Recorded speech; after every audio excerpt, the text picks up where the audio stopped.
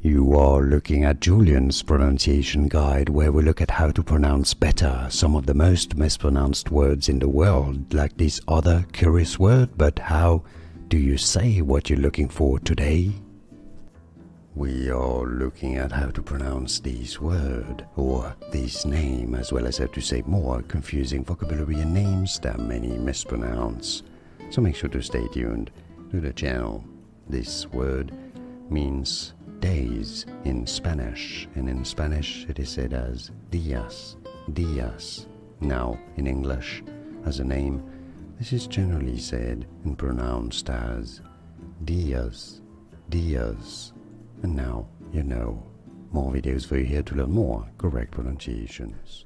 Here are more videos on how to pronounce more confusing words and names too many mispronounced. Like this video if you found it useful. I appreciate your support. I'll see you soon, and thanks for watching.